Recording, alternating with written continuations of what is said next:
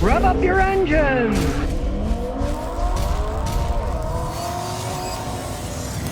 All right, people are always telling me, Scotty, you tell people to buy Lexuses, but they cost too much money. This thing was about $37,000 when it was brand new. Customer just bought it for $6,500. He saved 30 grand. And take a look at it. He's a detailer himself, and he certainly detailed the paint. Look at that pop. This was made in Japan. They know how to paint cars. Look at my wife's Lexus. That's the original paint job. Still looks pretty good, and it's 20 years old. And this is the all-wheel drive version. So they really handle well. It's the IS250 all-wheel drive. He was the one who painted the wheels black. He's probably gonna buy other wheels for it. They were just pretty worn and pitted from old age. But check out the interior. The leather's still in immaculate shape. He's covering up the dash. It's in decent shape. He doesn't want it to go bad because if you remember, these are the ones that if the interior door panels started to fade, Lexus replaced them free, but this one is just out of warranty because it's too old now. But even though it's an old car, the driver's seat's still in good shape.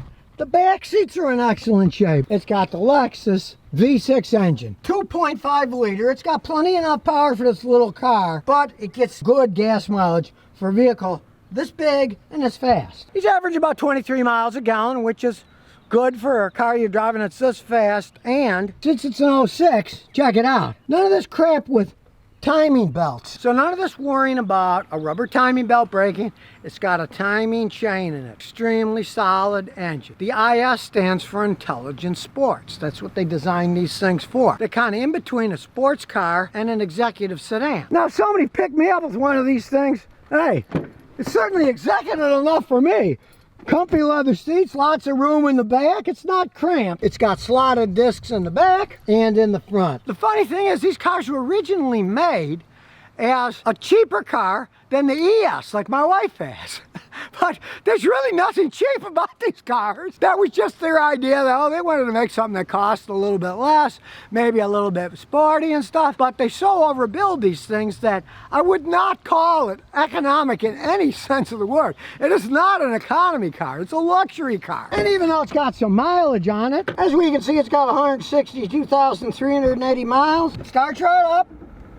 Like any Lexus, doesn't shake at all and still shifts like a dream. This baby has an electronically controlled transmission, as you can see on the dash here. It's got 1, 2, 3, 4, 5, 6 gears that you can either shift with the gear shifter, use the paddle shifters, or just put it in drive and let it shift itself. Personally, I've never seen one of these break down. They are relatively bulletproof machines. These things really handle. So let's take it for a spin. As I said, you put it in reverse, you can't even feel the thing moving. It's got a nice backup camera, nice and quiet. The only thing you really hear is the air blowing through the air conditioner. It's relatively low to the ground, so you get some nice cornering, but it's not really low. It's not going to drag too bad for speed bumps like some fancy sports cars do. And of course, it handles the twisties with no problems at all. This thing was made for handling. The only thing you hear is in the trunk, he's got a whole bunch of stuff because he's a detailer. So all those bottles are clunking around when I corner fast.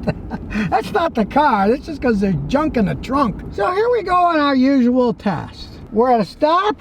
On your mark, get set, go!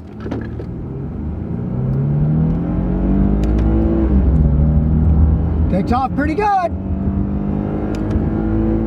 Shifts smooth. Still got a lot of guts left in it. Let's see how it downshifts. Pretty quickly. It downshifts pretty quickly. Then we'll upshift again.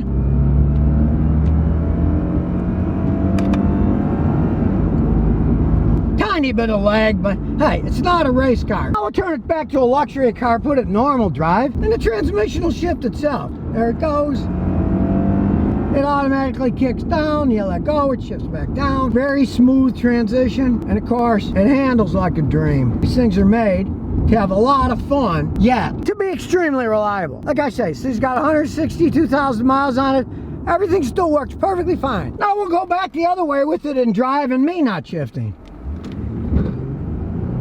That's why I think it went faster with it shifting itself than with me. See how smooth that thing is?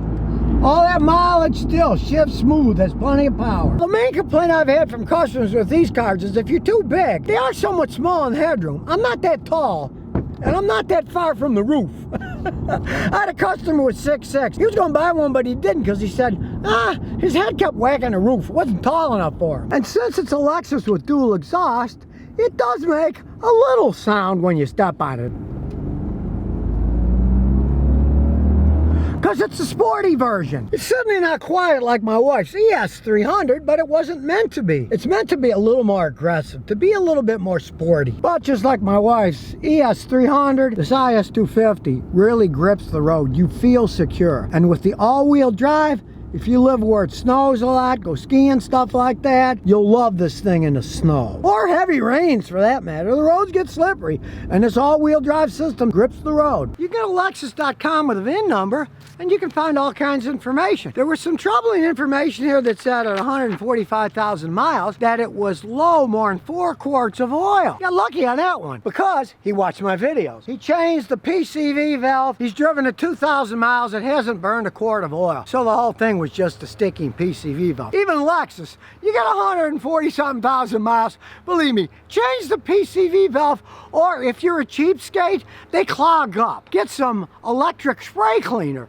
and clean it out, and then it won't stick anymore. They generally can last forever, but they'll clog up. You can clean them out. And he did, and it's not burning any oil at all. So when you look at this beautiful car and realize he paid $30,000 less than the original list price, and for me, it runs exactly the same as a brand new one did. I mean, really, it shifted better than I did in manual mode when I had it in automatic. It actually went a little bit faster in automatic mode. There's nothing wrong with buying one of these used if it's been taken care of at least minimally, because they're made in Japan. They're painted in Japan. They got timing chains on them. These are very solid vehicles. And sometimes you never know. The guy wanted $7,500. He gave him 65 cash under his nose and he took it. And strangely enough, originally it was from Tennessee, so it came home today. Now they say beauty is only skin deep. Well, he's a detailer. He said this thing was a virtual crap storm. Dirty, filthy. There's nothing wrong with buying a dirty, filthy car as long as the paint polishes up like this. You see a car that looks bad? Here's my advice. Bring a little can of wax with you. Go to certain parts of the body, wax it, look at it. If that paint shines, all it needs is a good cleaning. And believe me, people are like crows. They see a shiny object, they flock to it. They see a dirty one, oh, I didn't want to buy that. Anything can be cleaned up. Or if you know any body guys, see, I look at a car, the hood's crumpled, or the fender's bashed in. They go for low prices because they look horrible. Sometimes for as little as $500 or $600, you get a new hood, get it painted. Don't ever poo-poo things that don't look that good.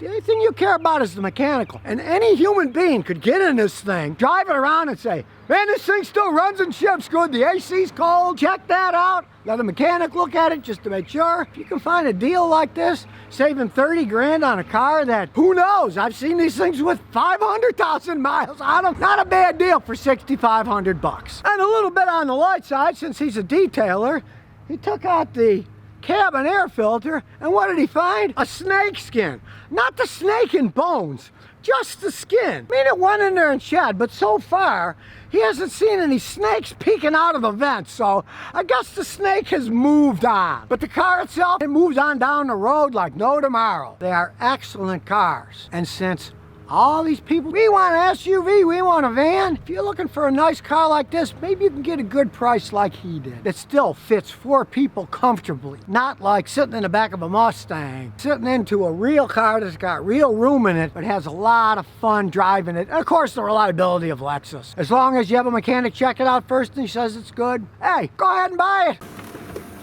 And here's some bonus questions and answers. All Day Car Stuff says, I've got an automatic transmission with harsh shifting. It's a 2003 Volkswagen Jetta 1.8 turbo with the Tiptronic transmission with 228,000 kilometers on it. It shifts rough in every gear. I got a bunch of codes, 18032, 00349, 01166, 01045. Those are electronic piles of junk as they age anyways. You want to pray it's an electronic and not a transmission problem, which it probably is. Nobody's going to be able to work work on anything but an absolute Volkswagen Expert Pro, and they generally start charging about $140, $50 an hour, where I am now. Some places over $200 an hour. Do you really want to spend that money on that pile of junk? You know, it's really not worth it. If you want to go ahead and take it to a dealer and say, I want it analyzed, what do you think it's going to cost? You find out how many thousands it's going to cost. My advice is sell it as is, shift in bed to some fool that would buy a Volkswagen, and never buy another one. They're over-engineered, technological bits of insanity, and you've reached the end of its lifespan, in most cases being 19 years old. I would just say